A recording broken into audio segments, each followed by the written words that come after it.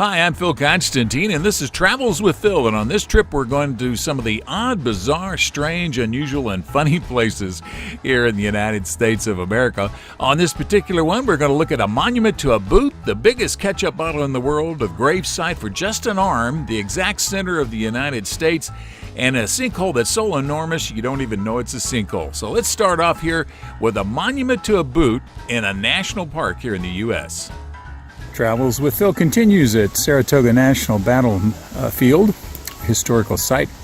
It's one of the most unusual monuments you're ever going to see. It's of a boot. There's no name on it. Go around to the back side of it. This happened at Burgoyne's Redoubt. And it says here, erected 1887 by John Watts de Pester, who was a brevet major general, in memory of the most brilliant soldier of the Continental Army who was desperately wounded on this spot, the sally port of Burgoyne's Great or Western Redoubt, October 7, 1777, winning for his countrymen the decisive battle of the American Revolution, and for himself the rank of Major General. It was his leg that was hurt. But the general's name isn't mentioned. The name I mentioned at first is just the person who put the monument up. Who was this general, and why wasn't his name mentioned? It's because he eventually became a traitor and left the American forces and joined the British. And now his name is synonymous with being a traitor. Who was he? Benedict Arnold. But here at Saratoga, he was one of the American leaders. And all you see is his boot. Now the world's largest ketchup bottle. The world's largest bottle of ketchup. Yeah, this is an old company. I don't think the company's in business anymore, but they created a water tower out here, and they paid to have it look like their ketchup bottles. So there you go. Something for all of you world travelers, something you've probably never seen, is the world's largest bottle of ketchup. Where was it the other night when I had those onion rings? All right, a little bit east of Collinsville, a little bit further east from St. Louis as well, in Illinois. Travels with Phil continues. This is at a Civil War site, and it's the gravesite of a famous general's arm. The one distinction about this place is that, well, you see that little stone right there? That's where Stonewall Jackson's arm was buried. It was amputated about a mile or so away from here. People that were at the scene when his arm was just basically thrown off to the side said, oh, that's inappropriate for a general.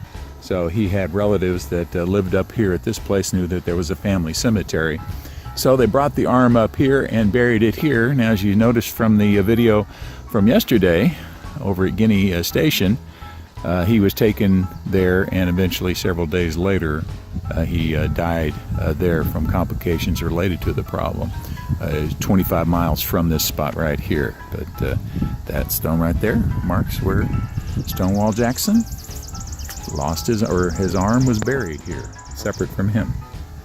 The next one comes from just a big open field in western South Dakota. Very windy day. In 1959, with the addition of Alaska and Hawaii, this spot, perhaps more precisely, this spot over here,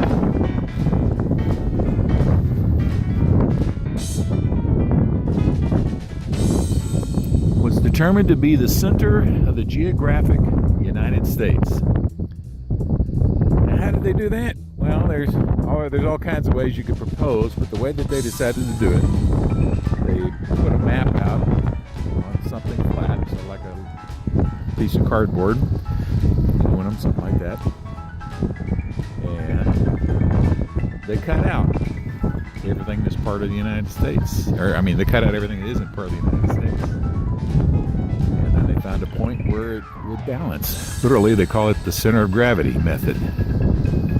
And this turns out to be the center of gravity method for determining the center, or at least the geographic center of the United States. Before Alaska and Hawaii were added, it was in Kansas, a little town called Lebanon, Kansas. Alaska came in 59. That moved it into South Dakota. Hawaii came in. That moved it over here to this part of South Dakota. It's on private property. The owners, I've been told by the folks in Belfouche, South Dakota, say he's been nice, or the family at least has been nice enough to allow the public to come out here to see it. It's just right off the fence, but in any case, there's a little markers over there. But from the geographic center of the United States, Travels with Phil. Back to you. They do have to replace that flag because it gets so windy. Now here's a mile-wide, 100-foot deep sinkhole. It's so big, you can't even tell it's a sinkhole. They call it the Big Basin. But this is a sink. It's about a mile wide and about 100 feet deep or so. The underlying structure out here is gypsum and salt, and several hundred feet below, cavities collapsed, causing this to sink. And so you can see there's a row of hills all the way around. Well, they're really not hills. Like I say, the area here went down. Now, out in that general direction, there's another one, a smaller one.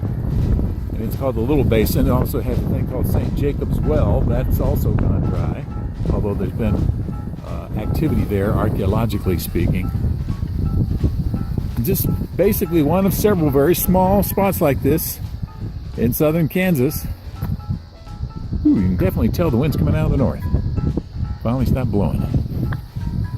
So just an unusual spot out here where the entire countryside went down about 100 feet.